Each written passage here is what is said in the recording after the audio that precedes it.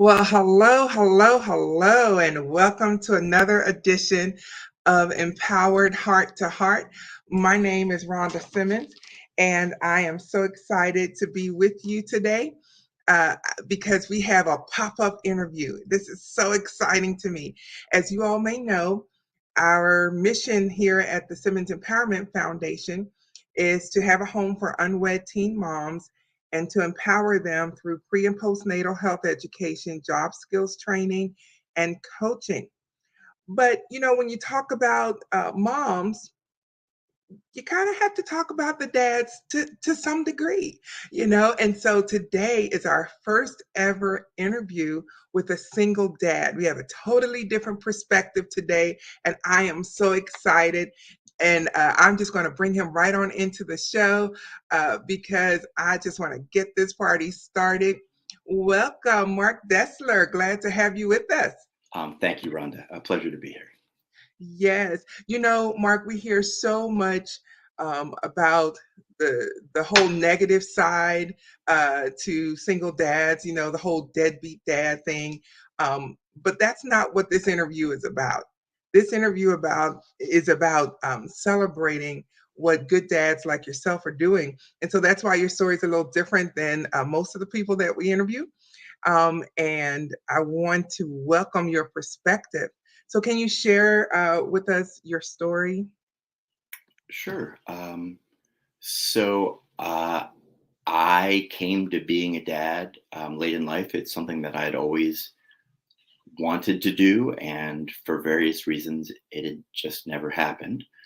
Um, I met my son's mother, my late wife, about 8 years ago, and we, I think, both fell in love quickly, and also we're both very excited about having children or a child. Um, and then uh, while she was pregnant, there was a return of cancer that she had had previously. And so our son, Griffin, my son Griffin, was born prematurely so that Elise could undergo chemo. Um, and while she battled valiantly against the disease, it was actually the fourth time that she had had cancer. And we had some really hard months. We had a lot of good months. But on May 8th, 15-month-old of our son, she died. And so I've been a single dad, only parent to my son Griffin since then. And he's now a little bit over 5.5. So it's been more than 4 years since Elise died, and more than 4 years of being an only parent and a single dad to our Wow. son Griffin. Wow.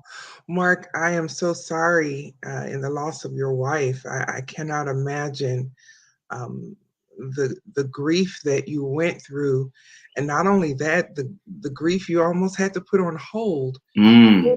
to care for your son. That, Um, yeah, go ahead. You're about to now say something. that's well put. I have uh, I think a story about that. Uh, a few days after Elise died, it was actually the first night that Griffin and I were alone together. We'd had family staying with us for a couple days after that. And I kind of made it through the day fine, but it was getting close to bedtime, and I was heartbroken, and I sort of started to space out, and I wasn't quite sure what I was going to do next. When lo and behold, a little guy crawled over and bit me in the toe, and then started to laugh. And that was Griffin announcing his presence and making it very clear that not only did I know what I needed to do, but that if I didn't, he was going to remind me. And I would say it is a double-edged sword. There are ways in which I'm only now, as I kind of can breathe a little bit of a sigh of relief, only now dealing with some of the sorrow and some of the anger that I have about her being taken from us so quickly. Uh, and at the same time, with a little bit of perspective, I can also um, see what a gift um, he was to both of us, and what a gift he and really her whole family are to me. And I think that's the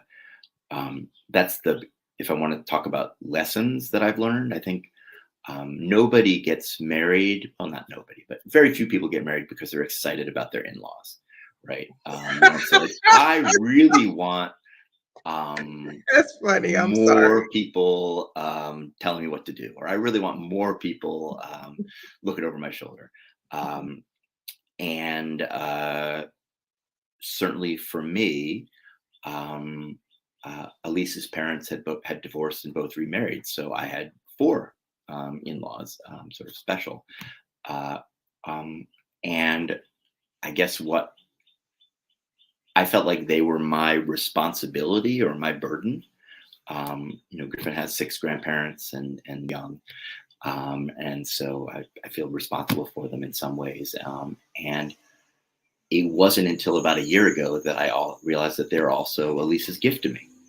Um, and um, and I mean that quite sincerely. That I don't know how I would have made it through the last 4 years without her family, both practically. Her mother um, picks my son up from school one day a week and takes him overnight, and that's been really helpful for my energy and my sanity.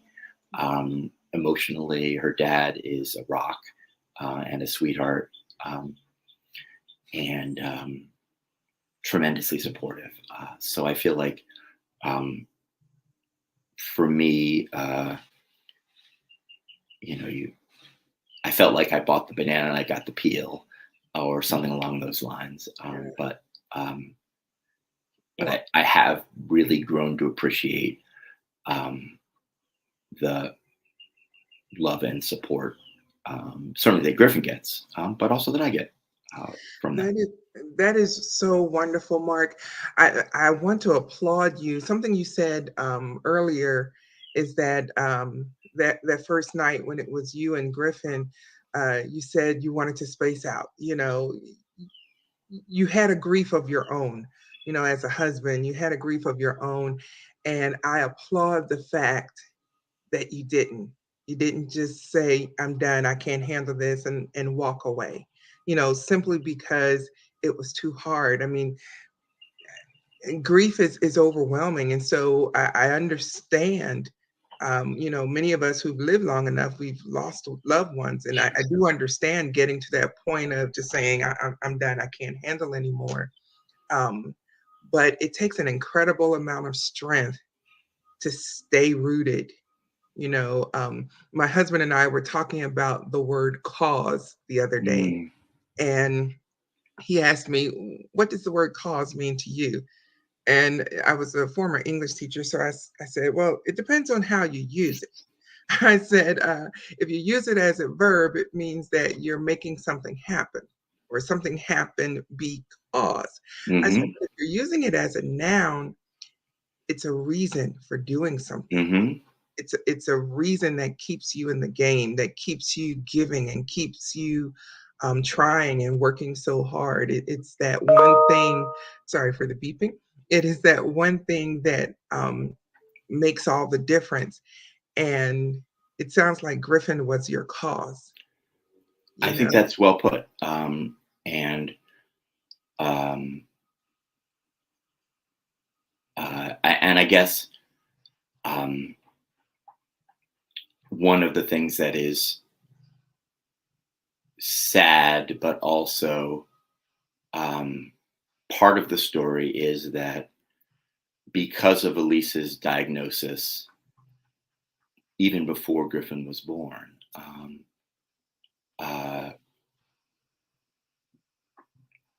like we didn't have Griffin with the idea that I would be taking care of him by myself. But by the time he was born, um,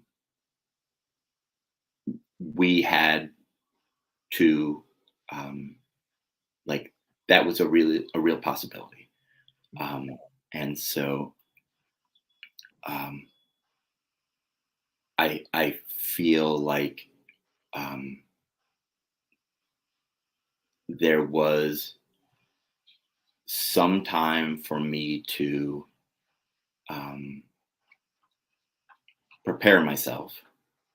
Um, um, yeah, um, I also don't want to minimize um, the absence um, and the pain. Um, excuse me. That's all Um, right. God bless that you. um, that I've experienced and that Griffin is experiencing as Mhm. he kind of grows into his grief. I think when he was a year and a half, if you had told him that, well, everybody has two parents and one of them just goes away, he would have been like, oh yeah, no, that's what happens. That's what happened to him. Um, and I think as he's um, gotten older and uh, begun to appreciate what he's lost, um, that's real. I mean, Elise really sanctified our life. Like I felt like our life was holy um, in many ways because of her and because of our love and um, living after that has required a new cause because it you know she was the cause in many ways Yeah. and at the very least Griffin has provided plenty of opportunities to keep me busy. Um, Mhm. and I would also say a lot of opportunity to really love and care and get meaning from my life with him. Yes, yes. So you talked about your multiple in-laws, and that's fantastic. In any other scenario, you'd probably think, "Oh my goodness," but wow, God has just put these people in your life for such a time as this. Hmm. But now that you're here, and Griffin is 5, I believe you said. He is 5.5. Yeah. 5.5, wow. So, are there any gaps in your support system right now where you still need support? Well, I would say um, that um, there were or are. Um, I almost don't want to say gaps, but the pieces don't quite fit. Is how I would think about it. Griffin had a really hard fall last year. Mm, My parents are in their 80s. They have real health problems. I ended up driving them across the country because of some health problems they had. The first week of September um, last fall, which was also his third through sixth days of school. And I think that was not a good idea. Um, so um, he was also finding the transition from preschool, where there were two teachers and 10 kids, to pre kindergarten, where there was one teacher and 20 kids, to be a real challenge. I think if he had his way, there'd be one kid and 10 teachers. That would be about the right amount of attention for him. Um, and what I found was I had like 6 or 7 people that I was talking to about him. His godmother, his godfather, my mother-in-law, my father-in-law, my parents, my sister. Um, but I really wanted one person. I wanted Elise. Um, and so I think that um, you know, being responsible for piecing everything together, which I know single mothers uh, do, and many mothers do, even when they're not single, from the jump. So I'm not saying that this is unique to me, but um, really miss um, having a partner to do this with, right? I mean, uh, that um, that's a missing piece, and then the other um, related missing piece is, as I alluded to before, my parents are aging. Um, they are going down fighting. That's how they ended up 2 years in a row, all the way across the country, and needing a ride home. This time, my sister did it this summer. Um, Going down swinging, um, and I do feel like, um, boy, I need a me to be a son, and I need a me to be a father. And um, recognizing that I can't do both at the same time. That it's actually very hard to be with my parents and with Griffin simultaneously, because there's just a lot of need all around. I think that's um, been a big challenge, and I think that um, one of the things that I think many people who are single parents feel like they had children earlier than they expected or wanted. That's my sense. Um, Whereas I feel frequently like I had Griffin later than I should have or wanted, and that um, most of his support network, myself included, is over 50 years old, and I both um, am. Uh, I don't know what the right word is, but I wish my parents were able to be more present with him, because I watched them be present with my nephews, my sister's children, and I feel like they're not up to that anymore. Um, and I also look ahead and I wonder, well, geez, like, how old am I going to be when and if Griffin has a child, and am I going to be another, like, um, spaced out granddad? Uh, that, I mean, that's anticipating missing. That's not missing right now.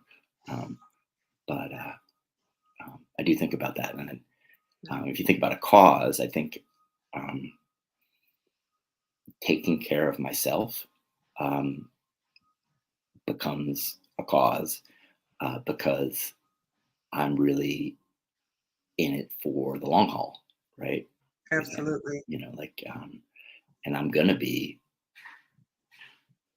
in my 60s when he graduates from high school. Knock on wood. And you know, um, I can't pretend that that's not true. And when I'm in my 60s, I'll be in my 60s. I can't. Yeah. I won't have invented a time machine or anything like that. But Right. trying to take care of myself so that um, nobody has complete control over their health. But the Right. things that I do have control over, I try to take care of, so that Right. I can be there for him, not just now, but in the future. Yes. So, Mark, what advice would you give other single fathers?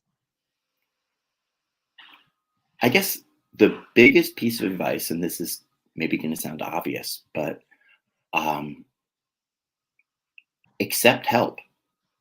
Um, I think for a little while, or maybe more than a little while after Griffin died, um, when people like strangers would see me doing something with him, and they would offer to help. Um, and my first response was, I think, a little bit of pride and a little bit of indignation. Like, well, are you just helping me because I'm a man, and you think that a man can't manage, a toddler or a 2-year old? Um, and on the one hand, sort of taking it personally, like I could do this too. And on the other hand, feeling a little bit indignant, like think about all of the women who don't get offered help, who could use it, right? Um, s- uh, Yeah. so I think that one of the, one of the, because I was noticing this reaction in myself and I didn't really like it, Mhm. I was making a lot of assumptions about why people were doing kind things in some ways. I mean, offering to help is a kindness. It's not Mhm. something to take offense at. Uh-huh. um, I sort of made a rule for myself that was always say yes. Even if it's not any help, like if somebody offers to help, like find something for them to do, like almost as a personal discipline. Like let your pride go. Don't make assumptions about why they're offering. Just Right. say yes. Um, and I feel like um, that has made things um, less intense for me in a good way. Mhm. Like I'm more appreciative and grateful for those acts of kindness and less suspicious about where they come from. Mhm. And then I also think um, it's opened me up to recognizing that while I am an only parent, I'm also not alone in doing this, and recognizing that my mother-in-law, um, who I wouldn't even have called my mother-in-law 3 years ago, I would have just called her my son's grandmother because we were not on good enough terms for me to call her my mother-in-law. Mhm. But recognizing that she's a partner in this, that we're collaborating. And I didn't like the idea of collaborating with her. Like that wasn't what I signed up for. I, but when I wasn't collaborating with her, I was either competing with her or I was trying to control her. And, like you can't, Wow. you can't do that. So I think accepting help, um, recognizing um, that you're going to be collaborating. Um, and that doesn't mean you're not the mayor of the village of your child, right? It doesn't mean that you're not the strongest voice or the most important voice, but you don't have to always be the dominant voice. Absolutely. That's what I learned Absolutely. from. Sorry. I That said, is amazing. The lessons, the life lessons that you've learned on this journey, um, from such a painful experience that is always in front of you. It's not like how let's say you need a surgery and you go in, you have the surgery, you take the necessary time to recover, and the surgery's over. The recovery's over. You've healed from it. You move on with your life, and you just go on. This is not like that because it's always in front of you, and no doubt Griffin probably favors his mom a oh lot. yes, oh yes, and there are moments where I will see him from a funny angle, and I'll just be brought up short because normally in my day-to-day interactions with him, he's Griffin, right? He's not Elise, but he has her eyes. He has a lot of her expressions, and then every once in a while, like again, I'll see him from the side or from upside down or something like that, and I'll just be blown away. Yeah, Um, and he absolutely favors her. I that's mean, wonderful. uh, So I ask this question of everybody that I interview because this word is a bedrock to our mission and to who we are as an organization. What does empowerment mean to mm, you?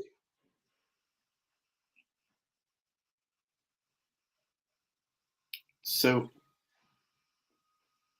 I guess as I think of the term empowerment, um, I'm really, I really think about it in terms of what I want uh, for my son, for Griffin.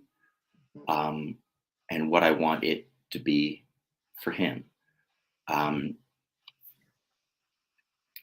I um,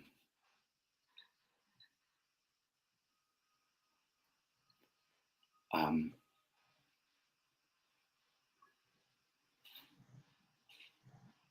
I want the world for him, um, and I also um,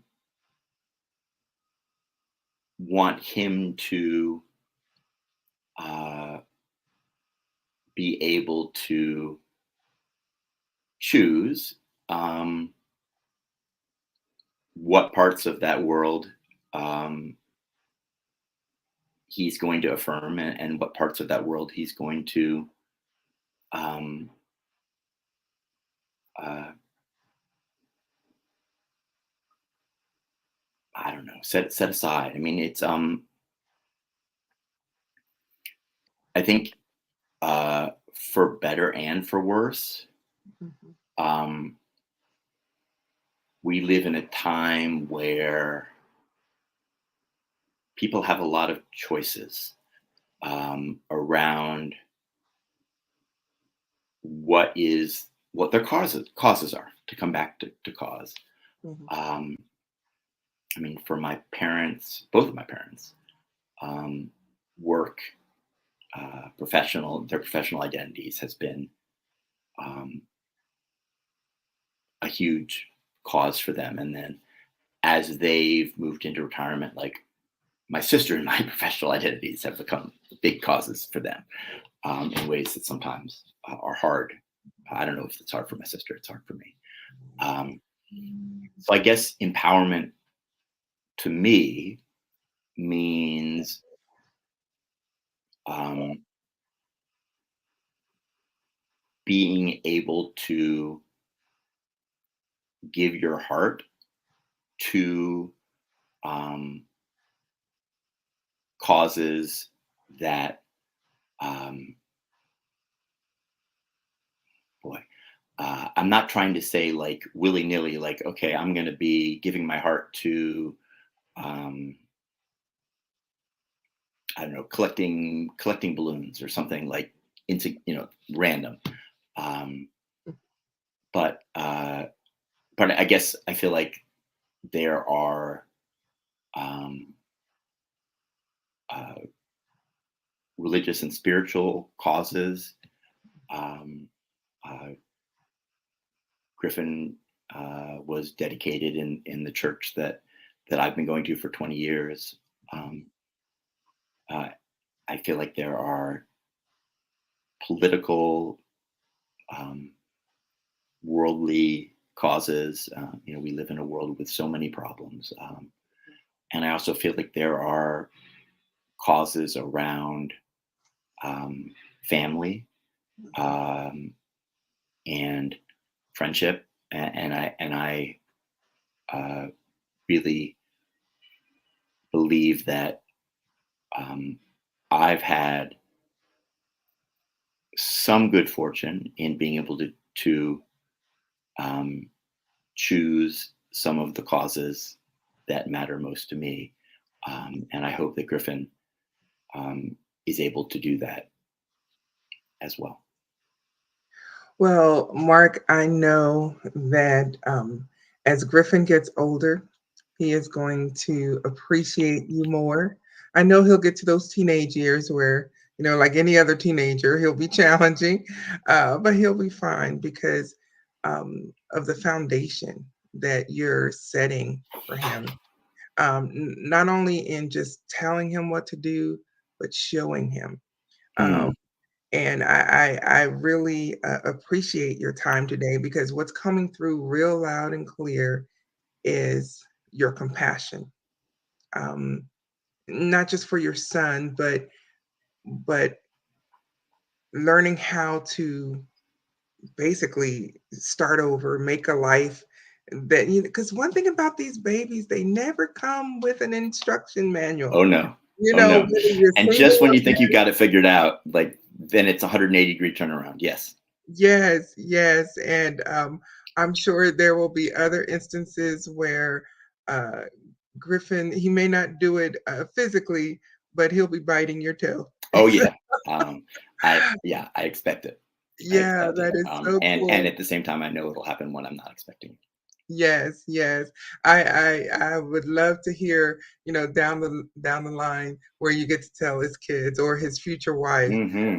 about him biting your toe. I'm sure he'll thank you immensely. Yeah, So I've got a few stories stored up. I think I that'll be don't worth doubt telling. that. I don't doubt that. Ever since we met, Mark, I knew that I wanted to get your story out there because um, you're doing something great and taking the time to structure your entire life around your son and raising your son. And from what I can see, which is a very limited view, is that I think you figured out that raising a child is far more than making sure he's got food to eat and clothes to wear, and a place to live. I mean, it's a part of it, Hmm. but it's so much more than that. And so I just wanted to applaud you, and I wanted to um, put your story out in front so other people can applaud you. Um, and realize that they can make it and be empowered that they can make it. And I Hmm. appreciate your time today. As we wrap up this interview, are there any last thoughts that you want to share about single fatherhood um, or making it through an impossible situation Hmm. and surviving and thriving? Well, I mean, I guess all I want to say is that um, uh, I feel like I've had a lot of role models. Um, some of them have been male. My father was a very involved parent. I mean, and for his time, he was extremely involved. I was born in 1970, and he was. I won't say that he was an equal partner to my mom, but he was very involved, and that uh, meant a lot to me, and sort of laid some expectations that I have for myself, even before Elise was sick. Um, I would also say that I'm a teacher, and I have a lot of former students who've had children. I feel like I'm a grandfather. I was a grandfather before I was a father, with all these kids of mine, Mhm. and watching them, mostly young women, um, uh, work so hard to uh, center their children, has been um, inspiring to me. Um, and I do play dates with former students, and I ask advice of former students that have been parents for longer than I have, and I get good advice. So I guess that's the last thing I'd say is that um, none of this comes out of nowhere, and I'm grateful that I've been um, blessed with a lot of folks to watch and learn from over the years. Wow, that's wonderful. That is wonderful. Mark, thank you so much for your time. And if you will just sit tight, I'll get right back to you after we are off of the live broadcast. But thank you again for being with us. And I really appreciate your candor and your willingness to share your story of empowerment because truly, truly, you have quite the story and quite the journey. And I appreciate you being here today. Well, thank you for giving me the opportunity to share it, Rhonda, and look forward to talking to you more. Great. Thank you. Ladies and gentlemen, let me tell you if you were not inspired by Mark's, let's just call it what it is, his testimony. And one thing that I like to say about a testimony is you don't have one without a test. And we just want to encourage you, as we say here on Empowered Heart to Heart, that we offer messages of hope, conversations that heal, and interviews that empower. I think today's interview did all of that. And so, if you can relate to anything that Mark has shared today, drop it in the comments. Make sure that you like and you share this video. Subscribe if you're watching on YouTube, because you want to be a part of what's happening here on our show, Empowered Heart to Heart, and our podcast. And it's important that we strengthen one another. One thing that I have learned is that you never know who's sitting next to you. You never know what they're facing, what they're dealing with, and don't be fooled by the smile. Sometimes they're just trying to make it from day to day. And we have an ethical and moral obligation to help our brothers and sisters. We really are our brother's keeper. And so make sure that you tune in to our next episode. And I'm so excited. Be sure you share this video. Somebody needs to know that they can make it just like Mark. Thanks so much for watching, and I'll see you again on the next episode of Empowered Heart to Heart.